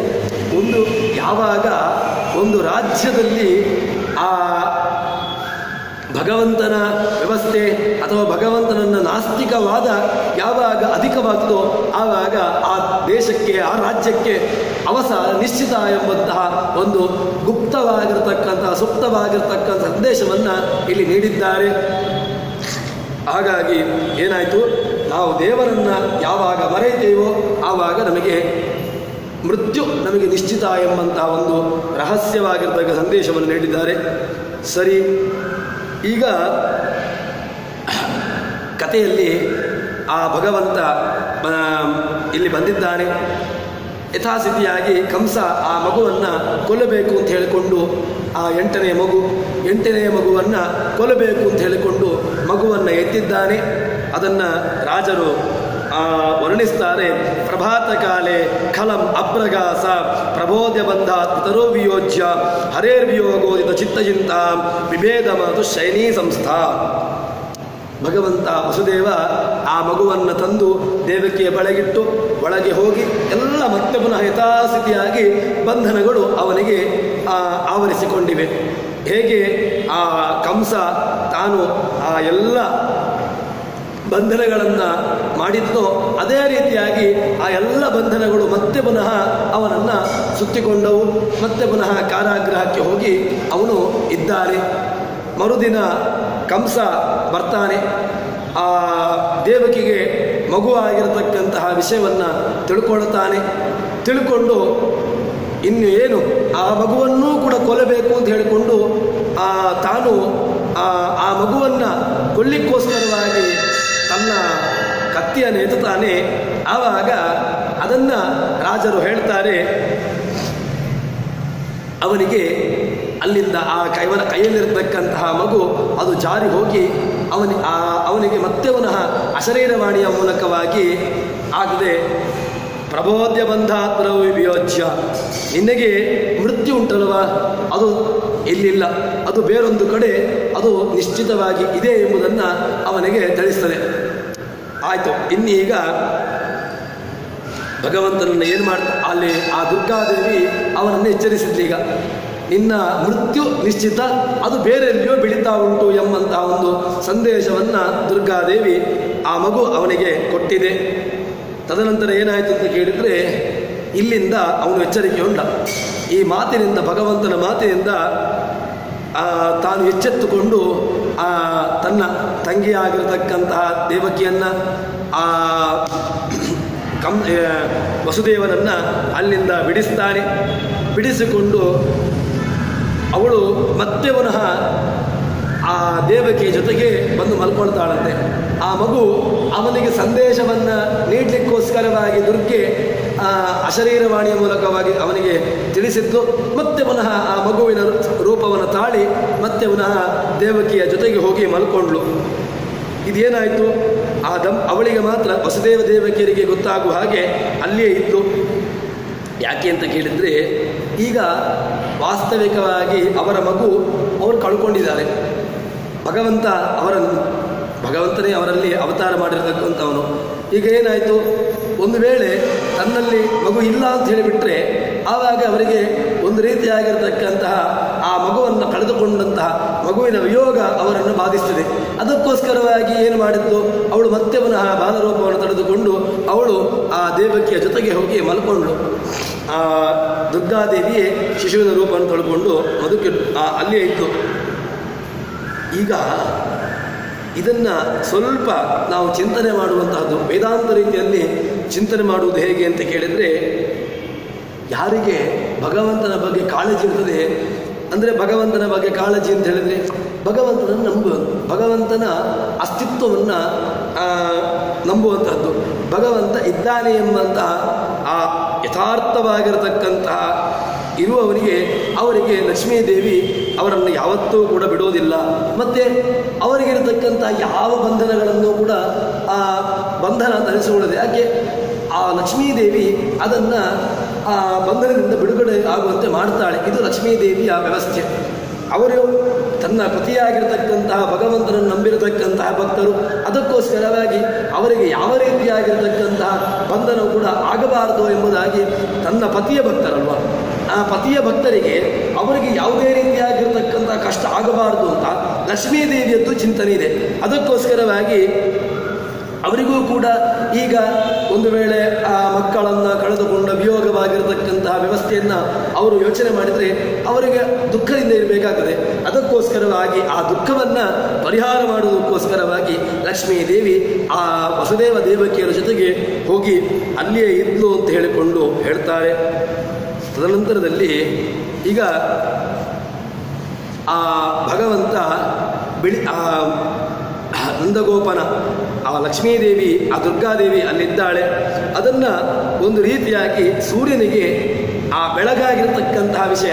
ಯಾಕೆಂದರೆ ಇಲ್ಲಿ ರಾಜರು ಆ ಕಂಸನಿಗೆ ಎಚ್ಚರಿಕೆಯನ್ನು ಕೊಟ್ಟಿರತಕ್ಕಂತಹ ವಿಷಯವನ್ನು ಹೇಳಿದರು. ಇದು ರಾಜರು ಇದನ್ನು ಒಂದು ರೀತಿಯಾಗಿ ಆ ಬೆಳಗಾಗಿರ್ತಕ್ಕಂತಹ ವಿಷಯವನ್ನು ಒಂದು ಕಾವ್ಯಾತ್ಮಕವಾಗಿ ಇದನ್ನು ವರ್ಣನೆ ಮಾಡ್ತಾರೆ. ಹೇಗೆ ಅಂತ ಕೇಳಿದರೆ, ಈಗ ಭಗವಂತನಿಗೆ ಅವತಾರ ಮಾಡಿರತಕ್ಕಂಥದ್ದು ರಾತ್ರಿ ಹೊತ್ತು. ಕೃಷ್ಣ ಅವತಾರ ಮಾಡಿದ್ದು ರಾತ್ರಿ. ಅವತಾರ ಮಾಡಿದಾಗ ಇದು ಗೊತ್ತಿರತಕ್ಕಂತಹದ್ದು ಕೇವಲ ಚಂದ್ರನಿಗೆ, ನಕ್ಷತ್ರಗಳಿಗೆ ಅಥವಾ ದೇವತೆಗಳಿಗೆ, ಆ ಇಂದ್ರಾದಿ ದೇವತೆಗಳಿಗೆ ಇಂದ್ರನಿಗೆ ಕೆಲವರಿಗೆ ಗೊತ್ತಿತ್ತು ಅಂತ ಹೇಳಿಕೊಂಡು ಹೇಳ್ತಾರೆ. ಸೂರ್ಯನಿಗೆ ಈ ವಿಷಯ ಗೊತ್ತಿರಲಿಲ್ಲವಂತೆ. ಯಾಕೆ ಅಂತ ಕೇಳಿದ್ರೆ ಅವನು ರಾತ್ರಿ ಹೊತ್ತು ಸೂರ್ಯನ ಕಿರಣಗಳಾಗಲಿ ಸೂರ್ಯನ ಪ್ರಕಾಶ ಇರುವುದಿಲ್ಲ, ಸೂರ್ಯ ಒಳಗಿರ್ತಾನೆ. ಅದಕ್ಕೋಸ್ಕರವಾಗಿ ಸೂರ್ಯ ಆ ಬೆಳಗ್ಗೆ ಎದ್ದು ಭಗವಂತ ಅವತಾರ ಮಾಡಿದ್ದಾನೆ ಎಂಬುದನ್ನು ತಿಳ್ಕೊಂಡ ಅಂತ ಹೇಳಿಕೊಂಡು ಒಂದು ರೀತಿಯಾಗಿ ಕಾವ್ಯಾತ್ಮಕವಾಗಿ ತಾವು ವರ್ಣನೆ ಮಾಡ್ತಾರೆ. ಇನ್ನೊಂದು ಈ ಹೇಗೆ ಗೊತ್ತಾಯಿತು ಅಂತ ಹೇಳಿದರೆ, ಅವನಿಗೆ ಸೂರ್ಯನಿಗೆ ಎಲ್ಲ ತಾನು ಬೆಳಗ್ಗೆ ಎದ್ದಾಗ ಬೆಳಕಾಯಿತು ಅಂತ ಹೇಳಿದಾಗ ಎಲ್ಲ ಪಕ್ಷಿಗಳು ಎಲ್ಲ ಒಂದೊಂದು ರೀತಿಯಾಗಿ ಶಬ್ದವನ್ನು ಮಾಡ್ತಾ ಇರ್ತವೆ. ಈ ಶಬ್ದದ ಮೂಲಕವಾಗಿ ಯಾರು ಸೂರ್ಯ ತಿಳ್ಕೊಂಡಂತೆ ಯಾರೋ ಒಬ್ಬ ವಿಶಿಷ್ಟನಾಗಿರತಕ್ಕಂಥ ಭಗವಂತ ಅವತಾರ ಮಾಡಿದ್ದಾನೆ ಅಂತ ಹೇಳಿಕೊಂಡು. ಇನ್ನೊಂದು ಆ ಭಗವಂತನನ್ನು ವರ್ಣನೆ ಭಗವಂತನ ಹೇಳ್ತಾವೆ ಅಂತ ಹೇಳಿದಕ್ಕೆ ಪ್ರಮಾಣ ಏನು? ಸರ್ವೇ ಘೋಷ ಏಕೈವ ವ್ಯಾಹತಿ ಅಂತ ಹೇಳಿಕೊಂಡು ಉಪನಿಷತ್ತು ಒಂದು ಕಡೆ ಹೇಳ್ತದೆ. ಏನಂತ ಕೇಳಿದ್ರೆ, ಸಮುದ್ರ ಭೋರ್ಗರೀತದೆ. ಸಮುದ್ರದ ಭೋರ್ಗರತೆಯೂ ಕೂಡ ಅದು ಭಗವಂತನನ್ನು ಹೇಳುವಂತಹದ್ದಂತೆ. ಪಕ್ಷಿಗಳು ಏನೋ ಒಂದು ವಿಶಿಷ್ಟವಾಗಿರ್ತಕ್ಕಂಥ ಶಬ್ದವನ್ನು ಮಾಡ್ತವೆ. ಪಕ್ಷಿಗಳ ಚಿಲಿಪಿಲಿಗೊಡತಕ್ಕಂತಹ ಶಬ್ದಗಳು ಕೂಡ ಭಗವಂತನ ಹೇಳ್ತದೆ ಅಂತ ಹೇಳ್ತಾರೆ. ಏಕೈವ ಸರ್ವೇ ಘೋಷ ಸರ್ವೇ ವೇದ ಏಕೈವ ವ್ಯಾಹತಿ ಅಂತ ಹೇಳಿಕೊಂಡು ಉಪನಿಷತ್ತು ಹೇಳ್ತದೆ. ಅಂದರೆ ಏನು ಅಂತ ಕೇಳಿದರೆ, ಎಲ್ಲ ಘೋಷಗಳು, ಎಲ್ಲ ವೇದಗಳು, ಆ ಸಮುದ್ರದ ಭೋರ್ಗರೆತ, ಆ ನದಿಯ ಶಬ್ದ, ಅಥವಾ ನೀವು ಏನೆಲ್ಲ ಭೇರಿ, ನಗಾರಿ ಅಥವಾ ವಾದ್ಯ ಯಾವ ಶಬ್ದಗಳನ್ನು ಬೇಕಾದರೂ ಇಟ್ಟುಕೊಳ್ಳಿ, ಎಲ್ಲ ಶಬ್ದಗಳು ಕೂಡ ಅದು ಭಗವಂತನನ್ನೇ ಹೇಳ್ತದೆ ಅಂತ ಹೇಳಿಕೊಂಡು ಉಪನಿಷತ್ತಿನಲ್ಲಿ ಸಮನ್ವಯ ಮಾಡ್ತಾರೆ. ಎಲ್ಲ ಶಬ್ದಗಳು ಅದು ಇದು ಅಂತ ಶಬ್ದಗಳಿಂದ ಎಲ್ಲ ಶಬ್ದಗಳು ಕೂಡ ಭಗವಂತನನ್ನೇ ಹೇಳ್ತದೆ ಅಂತ. ಅದರಿಂದ ಏನಾಯಿತು, ಆ ಪಕ್ಷಿಗಳ ಚಿಲಿಪಿಲಿಗೊಡತಕ್ಕಂತಹ ಶಬ್ದಗಳಿಂದಾಗಿ ಅದು ಭಗವಂತನನ್ನು ಸ್ತುತಿ ಮಾಡ್ತಾ ಉಂಟು ಅಂತ. ಅದರಿಂದ ಯಾರಿಗೆ ಗೊತ್ತಾಯಿತು? ಸೂರ್ಯನಿಗೆ ಗೊತ್ತಾಯಿತು. ಸೂರ್ಯ ಏನು ಮಾಡಿದ ಅಂತ ಕೇಳಿದ್ರೆ, ಅವನೂ ಕೂಡ ಭಗವಂತನನ್ನು ಸೇವೆ ಮಾಡಿದ ಅಂತ ಹೇಳಿಕೊಂಡು, ಅಂದರೆ ತಾನು ಸಮುದ್ರದಲ್ಲಿ ಸ್ನಾನ ಮಾಡಿ ಸಮುದ್ರದಿಂದ ಮೇಲಕ್ಕೆ ಬರ್ತಾನೆ. ಅಂದರೆ ಸಮುದ್ರದಿಂದ ಸ್ನಾನ ಮಾಡಿಕೊಂಡು ಮೇಲಕ್ಕೆ ಬಂದು ಭಗವಂತನಿಗೋಸ್ಕರ ಪುಷ್ಪಾದಿಗಳನ್ನು ಅವನ ಸೇವೆಯನ್ನು ಮಾಡಲಿಕ್ಕೆ ಮೇಲಕ್ಕೆ ಬಂದ ಅಂತ ಹೇಳಿಕೊಂಡು ಹೀಗೆ ಆ ವರ್ಣನೆಯನ್ನು ಮಾಡ್ತಾರೆ. ಇದೊಂದು ರೀತಿಯಾಗಿರ್ತಕ್ಕಂಥ, ಅಂದರೆ ಎಲ್ಲರೂ ಕೂಡ ಭಗವಂತನಿಗೋಸ್ಕರವಾಗಿ ಭಗವಂತ ಅವತಾರ ಮಾಡಿದ ಅಂತ ಹೇಳಿದ ಮೇಲೆ ಎಲ್ಲ ದೇವತೆಗಳು ಕೂಡ ಅವನಿಗೋಸ್ಕರವಾಗಿ ತಾವು ಸನ್ನದ್ಧರಾಗಿರ್ತಾರೆ ಎಂಬುದನ್ನು ರಾಜರು ಹೇಳ್ತಾರೆ.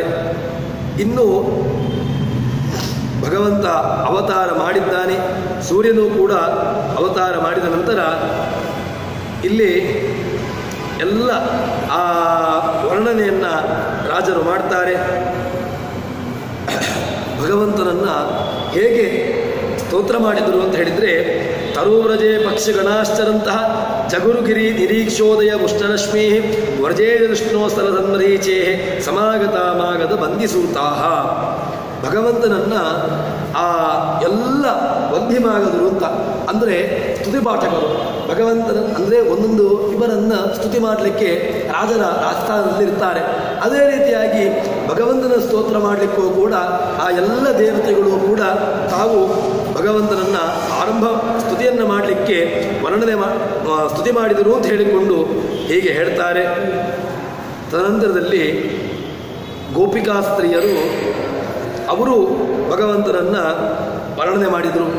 ಭಗವಂತನ ಅವತಾರ ಮಾಡಿರತಕ್ಕಂತಹ ಕಾಲದಲ್ಲಿ ತಮ್ಮ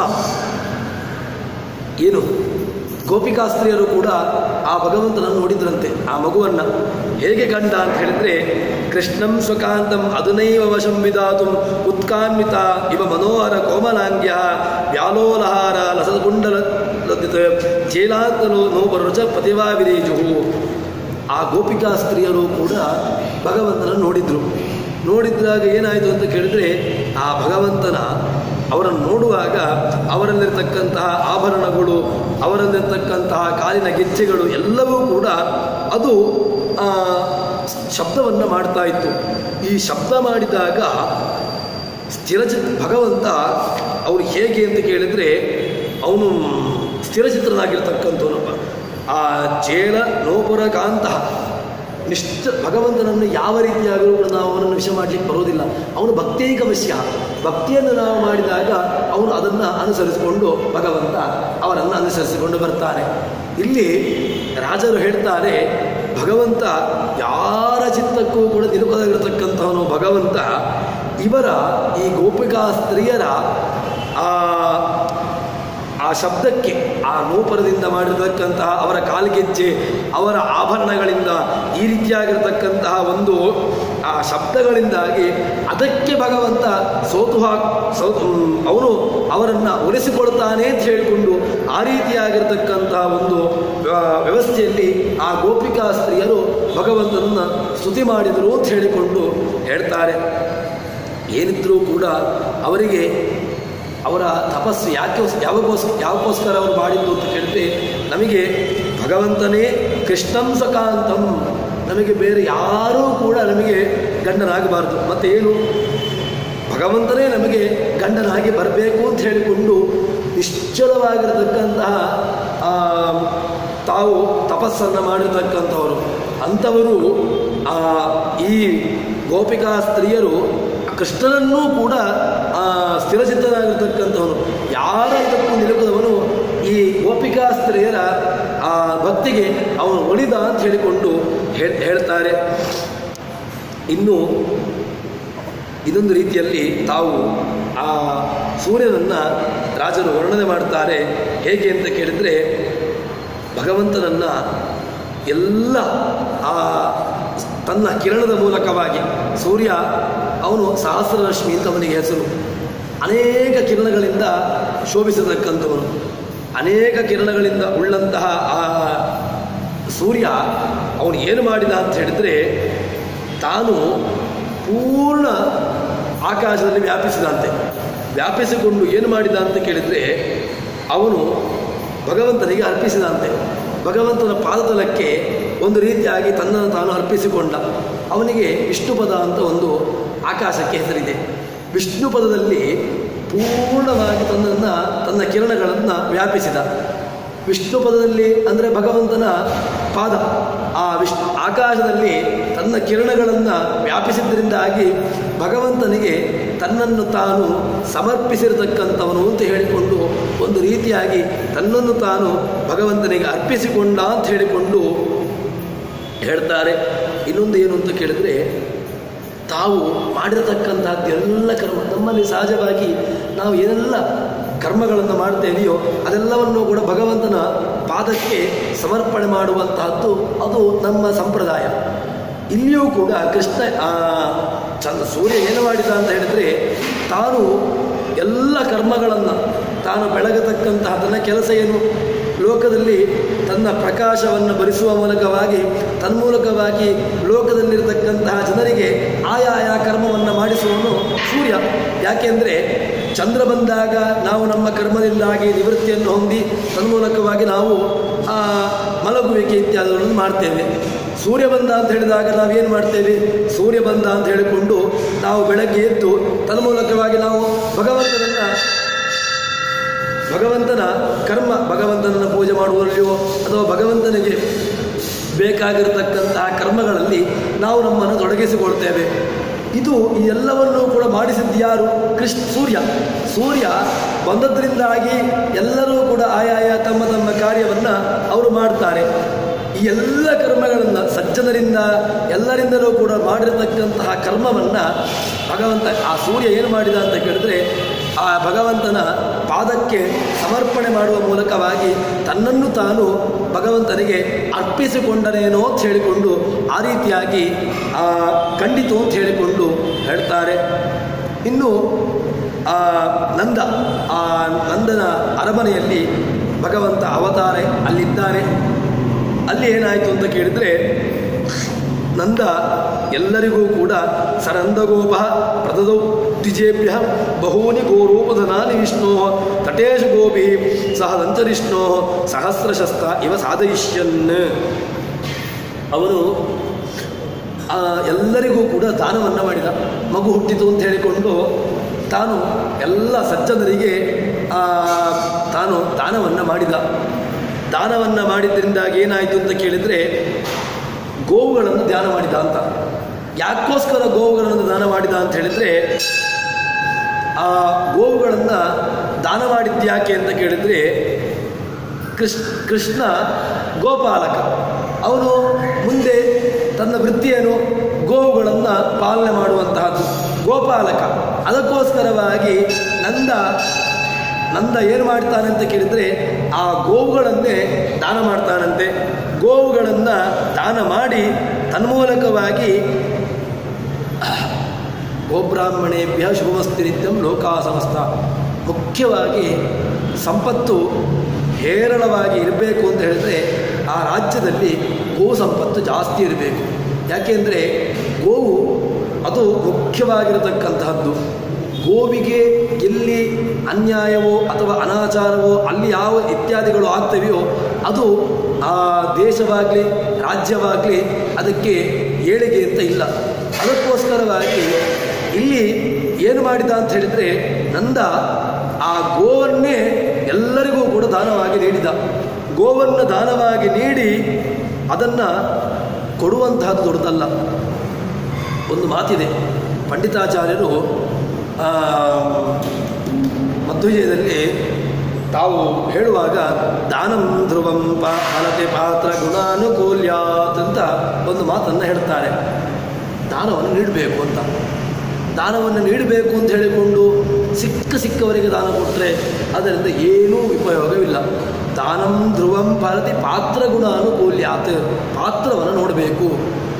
ಪಾತ್ರ ಸತ್ಪಾತ್ರನೋ ಅಪಾತ್ರನೋ ಇದು ಮುಖ್ಯವಾಗಿರತಕ್ಕಂಥದ್ದು. ಸತ್ಪಾತ್ರನಿಗೆ ದಾನವನ್ನು ನೀಡಿದಾಗ ಅದಕ್ಕೆ ಅಧಿಕವಾಗಿರತಕ್ಕಂತಹ ಫಲವನ್ನು ಹೇಳ್ತಾರೆ. ಅಪಾತ್ರನಿಗೆ ದಾನವನ್ನು ನೀಡಿದೆವು ಅಂತ ಹೇಳಿದರೆ ಅದರಿಂದ ಯಾವುದೇ ರೀತಿಯಾಗಿರತಕ್ಕಂತಹ ಫಲವನ್ನು ನಾವು ಅನುಭವಿಸ್ಲಿಕ್ಕಾಗೋದಿಲ್ಲ. ಇಲ್ಲಿ ಈಗ ನಂದ ಏನು ಮಾಡಿದ ಅಂತ ಹೇಳಿದರೆ, ನಂದ ಎಲ್ಲ ಸಜ್ಜನರನ್ನು ಹುಡುಕಿ ತನ್ಮೂಲಕವಾಗಿ ಅವರಿಗೆ ತನ್ನ ಹೇರಳವಾಗಿರತಕ್ಕಂತಹ ಧನವನ್ನು ನೀಡಿದ. ತನ್ಮೂಲಕವಾಗಿ ಸಂಪತ್ತನ್ನು ಕೂಡ ನೀಡಿದ ಅಂತ ಹೇಳ್ತಾರೆ. ಒಬ್ಬ ರಾಜನನ್ನು ನಾವು ಹೇಗೆ ಅವರನ್ನು ಇದು ಮಾಡ್ಬೋದು ಅಂತ ಹೇಳಿದರೆ, ಅದಕ್ಕೆ ಇಲ್ಲಿ ಅಧಿಕವಾಗಿರ್ತಕ್ಕಂತಹ ಸಂಪತ್ತು ಅಂತ ಹೇಳಿದರೆ ಯಾವುದೋ ಒಂದು ಹಣವನ್ನು ಇಟ್ಟುಕೊಂಡು ನಾವು ಅವನಿಗೆ ಸಂಪತ್ತು ಅಧಿಕವಾಗಿದೆ ಅಂತ ಹೇಳಿಕೊಂಡು ಹೇಳಲಿಕ್ಕೆ ಬರೋದಿಲ್ಲ. ಮತ್ತು ಯಾರಲ್ಲಿ ಅಧಿಕವಾಗಿರ್ತಕ್ಕಂತಹ ಹಣ ಹಸು ಗೋ ಸಂಪತ್ತು ಯಾರಲ್ಲಿ ಇದೆಯೋ ಅವರನ್ನು ಒಳ್ಳೆಯ ಶ್ರೀಮಂತ ಅಂತ ಹೇಳಿಕೊಂಡು, ಈಗ ಎಲ್ಲಿಯೂ ಕೂಡ ನಮಗೆ ಗೋವುಗಳು ಕಾಣಲಿಕ್ಕೂ ಸಿಗೋದಿಲ್ಲ. ಅಂತಹ ಆ ಗೋವಿನ ಸಂಪತ್ತು ಎಲ್ಲಿ ಗೋವುಗಳು ಅಧಿಕವಾಗಿದೆಯೋ ಹೇರಳವಾಗಿದೆಯೋ ಅಲ್ಲಿ ಅದು ಸಮೃದ್ಧವಾಗಿರ್ತಕ್ಕಂತಹ ರಾಜ್ಯ, ಸಮೃದ್ಧವಾಗಿರ್ತಕ್ಕಂತಹ ದೇಶ ಅಂತ ಹೇಳ್ತಾರೆ. ಅಂತಹ ಗೋವುಗಳು ಅಂತ ಹೇಳಿದರೆ ಒಳ್ಳೆಯ ಗೋವುಗಳು. ಆ ಗೋವುಗಳು ಒಳ್ಳೆಯ ರೀತಿಯಲ್ಲಿ ಆ ಹಾಲನ್ನು ಕೊಡುವಂಥವಳು. ಹೀಗೆ ಅದನ್ನು ದಾನ ಮಾಡಿದಾಗ ಮಾತ್ರ ಅದು ಪರಿಸರ ಅಂತ ಹೇಳಿಕೊಂಡು ಹೀಗೆ ಹೇಳ್ತಾರೆ. ಅದಕ್ಕೋಸ್ಕರವಾಗಿ ನಂದನೂ ಕೂಡ ತಾನು ಸತ್ಪಾತ್ರದಲ್ಲಿ ದಾನಗಳನ್ನು ನೀಡಿದ ಅಂತ ಹೇಳ್ತಾರೆ. ತದನಂತರದಲ್ಲಿ ಯಾರಿಗೆಲ್ಲ ಅಂತ ಕೇಳಿದರೆ, ಅವನು ಪುತ್ರ ಜನನ, ಮಗು ಹುಟ್ಟಿರತಕ್ಕಂತಹ ಆನಂದ, ಮನೆಯಲ್ಲಿ ಪುತ್ರೋತ್ಸವ ಆದದ್ರಿಂದಾಗಿ ತುಂಬ ಆನಂದವನ್ನು ಅನುಭವಿಸಿದ್ದಾನೆ. ಅದಕ್ಕೋಸ್ಕರವಾಗಿ ಏನು ಮಾಡ್ತಾನೆ ಅಂತ ಕೇಳಿದ್ರೆ, ವಿಪ್ರರ್ಷಿ ದೇವ ಪಿತೃಬಂಧಿ ಸುಹೃಜ್ಜನೇಭ್ಯ ವಿತ್ತಾನಿ ಅದಾತ್ ಕೇಳ ಸಂತುಷ್ಟಮಸಾನಂದ ಇತ್ತಮ್ಮ ತಿರ್ಮಮ ವಿಭೋ ಪಿತೃತಾಂ ಸುಸಂಸ್ಥಾಂ ಉದೀಕ್ಷತಾನ್ ಪ್ರಾಸತೋ ಅಭಿಮುಖೀ ಚಿಕೀರ್ಷು. ಅವನಿಗೆ ಎಲ್ಲರಿಗೂ ಕೂಡ, ದೇವತೆಗಳಿಗೆ, ಋಷಿಗಳಿಗೆ, ಎಲ್ಲರಿಗೂ ಕೂಡ, ಬಂಧುಗಳಿಗೂ ಕೂಡ ಆ ದಾನವನ್ನು ನೀಡಿದ. ದಾನವನ್ನು ನೀಡಿ ಏನು ಮಾಡಿದ ಅಂತ ಕೇಳಿದರೆ, ಆ ದಾನವನ್ನು ನೀಡಿದಂತಹ ಒಂದು ಕಾರಣವನ್ನು ವಾದಿರಾಜರು ಅದನ್ನು ಹೇಳ್ತಾರೆ. ಹೇಗೆ ಅಂತ ಕೇಳಿದರೆ, ಈಗ ಕೃಷ್ಣನಿಗೆ ತಂದೆಯ ಸ್ಥಾನದಲ್ಲಿರ್ತಕ್ಕಂಥವನು ಯಾರು? ಇಲ್ಲಿ ಈಗ ನಂದ ಅವನು ಭಗವಂತನ ತಂದೆಯ ಸ್ಥಾನದಲ್ಲಿದ್ದಾನೆ. ತಂದೆಯ ಸ್ಥಾನದಲ್ಲಿರೋದ್ರಿಂದಾಗಿ ಅವನಿಗೆ ಯಾರೂ ಕೂಡ ತಮಾಷೆಯನ್ನು ಮಾಡಬಾರ್ದು. ಅದಕ್ಕೋಸ್ಕರವಾಗಿ ದೇವತೆಗಳಿಗೆ, ಇನ್ನು ಋಷಿಗಳಿಗೆ ಎಲ್ಲರಿಗೂ ಕೂಡ ಅವನು ದಾನವನ್ನು ಮಾಡಿದಂತೆ.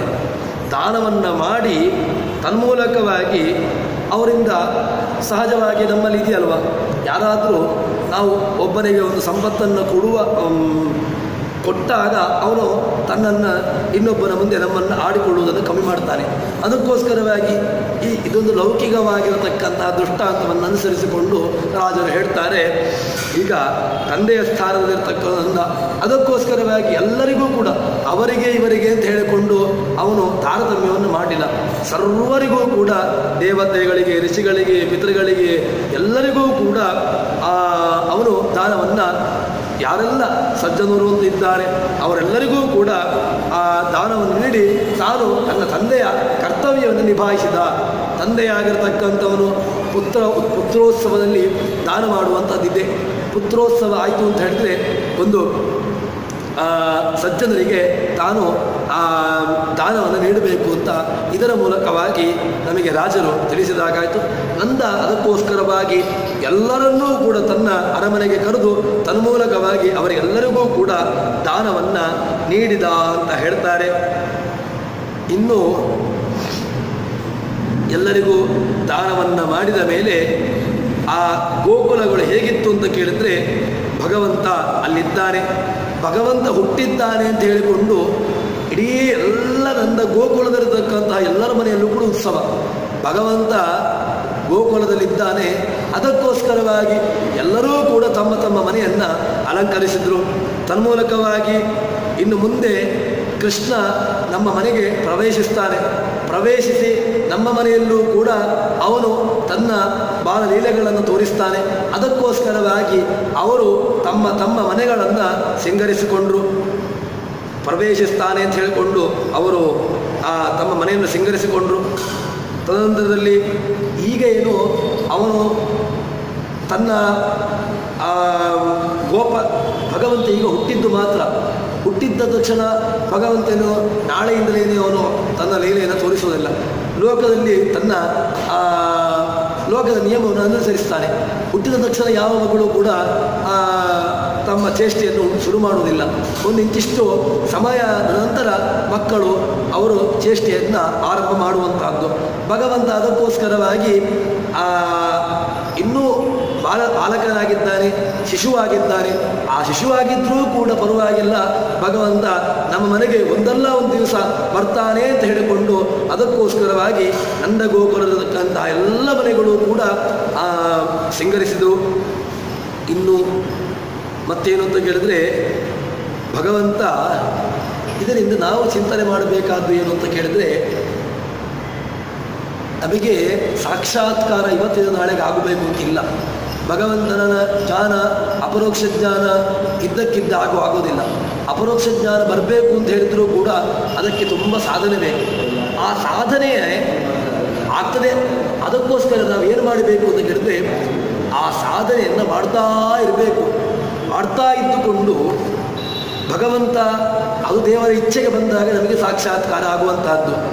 ದೇವರ ಇಚ್ಛೆಯಲ್ಲಿ ಯಾವಾಗ ಇವನನ್ನು ಮೋಕ್ಷಕ್ಕೆ ಕಳಿಸಬೇಕು ಅಂತಿದೆಯೋ ಆವತ್ತೇ ನಮಗೆ ಸಾಕ್ಷಾತ್ಕಾರ ಆಗುವಂತಹದ್ದು.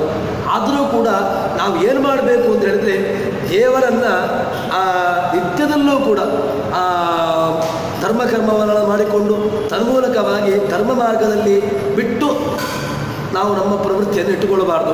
ಗೃಹೀತೈವ ಕೇಶೇಷ ಮೃತ್ಯುನ ಧರ್ಮಮಾಚರೇತು. ಮೃತ್ಯು ನಮ್ಮನ್ನು ಯಾವತ್ತೂ ಬೇಕಾದರೂ ನಮ್ಮನ್ನು ಕೊಂಡು ಹೋಗ್ಬೋದು. ಅದರಿಂದಾಗಿ ಏನು ಮಾಡಬೇಕು, ಧರ್ಮವನ್ನು ಸದಾಕಾಲದಲ್ಲೂ ಕೂಡ ಆಚರಿಸ್ತಾ ಇರಬೇಕು. ಅದೇ ರೀತಿಯಾಗಿ ಸಾಕ್ಷಾತ್ಕಾರ ಭಗವಂತನದ್ದು ಯಾವ ಕಾಲಕ್ಕೂ ಆಗ್ಬೋದು.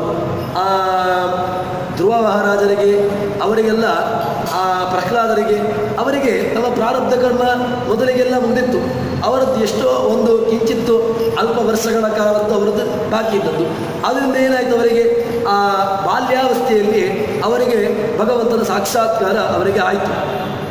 ಅದೇ ರೀತಿಯಾಗಿ ನಮಗೆ ಸಾಕ್ಷಾತ್ಕಾರ ಭಗವಂತನದ್ದು ಯಾವ ಕಾಲಕ್ಕಾಗ್ತದೆ ಎಂಬುದು ಗೊತ್ತಿಲ್ಲ. ಅದಕ್ಕೋಸ್ಕರವಾಗಿ ನಾವೆಲ್ಲರೂ ಕೂಡ ಸದಾಕಾಲದವರೆಗೂ ಭಗವಂತನ ಪ್ರಜ್ಞೆಯಿಂದಾಗಿ ಭಗವಂತನ ಎಚ್ಚರಿಕೆಯಲ್ಲಿ ಇರಬೇಕು. ಅಂದರೆ ಇಲ್ಲಿ ನಂದಗೋಪನ ಆ ಗೋಕುಲದಕ್ಕಂತಹ ಎಲ್ಲ ಆ ಅಲ್ಲಿರತಕ್ಕಂತಹ ನಿವಾಸಿಗಳು ಎಲ್ಲರೂ ಕೂಡ ಭಗವಂತ ಬರ್ತಾನೆ ಅಂತ ಹೇಳಿಕೊಂಡು ಈಗಲೇ ತಮ್ಮ ಮನೆಯನ್ನು ತಳಿರು ತೋರಣಗಳಿಂದ ಅವರು ಸಿಂಗರಿಸಿಕೊಂಡಿದ್ರು. ಯಾಕೆ? ಭಗವಂತ ನಮ್ಮ ಮನೆಗೆ ಬರ್ತಾನೇನೋ ಅಂತ ಹೇಳಿಕೊಂಡು. ನಾವು ಕೂಡ ಅದೇ ರೀತಿಯಾಗಿರ್ತಕ್ಕಂಥ ನಮ್ಮ ಜೀವನದಲ್ಲಿ ಹೇಗೆ ಅಂತ ಕೇಳಿದರೆ ಸದಾಕಾಲದವರೆಗೂ ಜೀವನನ್ನು ಅಧರ್ಮ ಮಾರ್ಗದಲ್ಲಿ ಹೋಗುವಂತೆ ಮಾಡಬಾರ್ದು. ಮತ್ತು ಧರ್ಮ ಮಾರ್ಗದಲ್ಲಿಯೇ ಇರುವಂತೆ ಚಿಂತನೆ ಮಾಡ್ತಾ ಇರಬೇಕು. ಅಧರ್ಮ ಮಾರ್ಗಕ್ಕೆ ಹೋಗದಂತೆ ಧರ್ಮದಲ್ಲಿ ನಮ್ಮ ಪ್ರಜ್ಞೆ ಇರುವಂತೆ ನಮ್ಮನ್ನು ನಾವು ತೊಡಗಿಸಿಕೊಳ್ಳಬೇಕು. ಇದರಿಂದ ಏನಾಯಿತು? ಈ ಒಂದು ದೃಷ್ಟಾಂತದ ಮೂಲಕವಾಗಿ ನಮಗೆ ಇದು ಒಂದು ಚಿಂತನೆ. ಇದು ಇವತ್ತೇ ನಮಗೆ ಭಗವಂತ ನಮ್ಮ ಮನೆಗೆ ಇವತ್ತೇ ಬರ್ಬೋದಲ್ವಾ? ಅದಕ್ಕೋಸ್ಕರವಾಗಿ ಅವರೆಲ್ಲರೂ ಕೂಡ ನಂದಗೋಪದ ನಿವಾಸಿಗಳು ಎಲ್ಲರೂ ಕೂಡ ತಮ್ಮ ಮನೆಯನ್ನು ಸಿಂಗರಿಸಿಕೊಂಡಿದ್ರು. ಅದೇ ರೀತಿಯಾಗಿ ನಾವು ಕೂಡ ನಮಗೆ ಅಪರೋಕ್ಷ ಜ್ಞಾನ ಅದು ಆಗ್ತದೆ ಅಂತ ಹೇಳಲಿಕ್ಕಲ್ಲ, ಆದರೂ ಕೂಡ ಆ ಭಗವಂತನ ಪ್ರಜ್ಞೆಯಲ್ಲಿ ನಮ್ಮ ಜೀವನವನ್ನು ತೊಡಗಿಸಿಕೊಳ್ಳಬೇಕು ಎಂಬಂತಹ ಚಿಂತನೆಗೋಸ್ಕರವಾಗಿ ಈ ರೀತಿಯಾಗಿರ್ತಕ್ಕಂತಹ ಚಿಂತನೆಯನ್ನು ರಾಜರು ನಮ್ಮ ಮುಂದೆ ಇಡ್ತಾ ಇದ್ದಾರೆ. ಇನ್ನು ಭಗವಂತ ಎಲ್ಲರನ್ನೂ ಕೂಡ ಪಾಲನೆ ಮಾಡುವವನು. ಆ ಪಾಲನೆ ಮಾಡತಕ್ಕಂತಹ ಭಗವಂತ ಎಲ್ಲ ಮನೆಯನ್ನು ಸಿಂಗರಿಸಿಕೊಂಡು ಅಲಂಪ್ರಚಕ್ರುಹೋ ಸಹರಿದ್ರ ತೈಲೈಹಿ ತಮ್ಮ ಎಲ್ಲ ಮನೆಯಲ್ಲಿರ್ತಕ್ಕಂತಹ ಗೋವುಗಳನ್ನು ಕೂಡ ಅವರು ಯಾಕೆ ಮುಂದೆ ಭಗವಂತ ಗೋಪಾಲಕನಾಗಿ ಎಲ್ಲ ಆ ಗೋವುಗಳನ್ನು ತಾನು ಅದನ್ನು ಪಾಲನೆ ಮಾಡುವನು. ಅದಕ್ಕೋಸ್ಕರವಾಗಿ ತಮ್ಮ ಮನೆಯಲ್ಲಿರ್ತಕ್ಕಂತಹ ಆ ಗೋವುಗಳನ್ನು ಕೂಡ ಅವರು ಸಿಂಗರಿಸಿದರು ಅಂತ ಹೇಳಿಕೊಂಡು ರಾಜರು ಹೇಳ್ತಾರೆ. ಇನ್ನು ಭಗವಂತ ಅವತಾರ ಮಾಡಿದ ನಂತರ ಇತ್ತಂ ತುಮತ್ರ ಶಿಶುಭಾವಪೇದ್ಯ ಸಾಕಂ ಅಸ್ಮಾಭಿರೀಶ ವಿಹರೇತಿ ವದನ್ನಿವಾಸೈ ದಗ್ಧಾಗೃತೇನ ಪಯಸಾ ನವನೀತ ಜಾತೈ ಸ್ನಿಗ್ಧಸ್ತರೈತ್ರ ವಿಜಹಾರ ಕುಮಾರವರ್ಗ. ಹೇಳ್ತಾರೆ ರಾಜರು, ಗೋಪಾಲಕರು ಭಗವಂತ ಅವತಾರ ಮಾಡಿದ್ದಾನೆ. ಅವತಾರವನ್ನು ಮಾಡಿದ ತಕ್ಷಣ ಗವ್ಯಗಳನ್ನು ಹಿಡ್ಕೊಂಡು ಬಂದರಂತೆ. ಗೋವಿನ ವಿಕಾರ, ಹಾಲು, ಮೊಸರು, ತುಪ್ಪ ಇತ್ಯಾದಿಗಳನ್ನು ಹಿಡಿದುಕೊಂಡು ಆ ನಂದಗೋಪನ ಅರಮನೆಗೆ ಬಂದರಂತೆ. ಅರಮನೆಗೆ ಬಂದು ಯಾಕೆ ಅಂತ ಕೇಳಿದರೆ ಆ ಭಗವಂತನಿಗೆ ಕೊಡಲಿಕ್ಕೋಸ್ಕರವಾಗಿ ಅವನು ಇನ್ನು ಮುಂದೆ ಎಲ್ಲ ನವನೀತ ನಟ ಅಂತ ಹೇಳಿಕೊಂಡು ನವನೀತದಲ್ಲಿ ಎಲ್ಲ ಗೋಪಿಕೆಯರ ಮನೆಗೆ ಹೋಗಿ ಅವರ ಮನೆಯಲ್ಲಿರ್ತಕ್ಕಂತಹ ಬೆಣ್ಣೆ ಇತ್ಯಾದಿಗಳನ್ನೆಲ್ಲವನ್ನೂ ಕೂಡ ಕದಿಲಿಕ್ಕಿದ್ದಾನೆ. ಇದರ ಒಂದು ಸಾಂಕೇತಿಕವಾಗಿ ಅದಕ್ಕೋಸ್ಕರವಾಗಿ ಭಗವಂತ ಆ ಎಲ್ಲ ನಂದಗೋಪದಲ್ಲಿರತಕ್ಕಂಥ ಎಲ್ಲರೂ ಕೂಡ ಆ ಭಗವಂತನ ಆ ನಂದಗೋಪನ ಅರಮನೆಗೆ ತಮ್ಮ ಮನೆಯಲ್ಲಿರ್ತಕ್ಕಂತಹ ಆ ಪದಾರ್ಥಗಳನ್ನು ಹಿಡಿದುಕೊಂಡು ಬಂದರು ಎಂಬುದನ್ನು ಹೇಳ್ತಾರೆ. ತದನಂತರದಲ್ಲಿ ಏನಾಯಿತು ಎಂಬುದನ್ನು ನಾಳೆ ಸೇರಿದಾಗ ನೋಡೋಣ ಅಂತ ಹೇಳುವಲ್ಲಿ ಇವತ್ತಿನ ಪ್ರವಚನವನ್ನು ಶ್ರೀಹರಿಪ್ರಿಯತಾಂ ಶ್ರೀಕೃಷ್ಣಾರ್ಪಣಮಸ್ತು.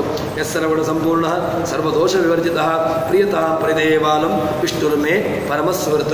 ಶ್ರೀಕೃಷ್ಣಾರ್ಪಣಮಸ್ತು.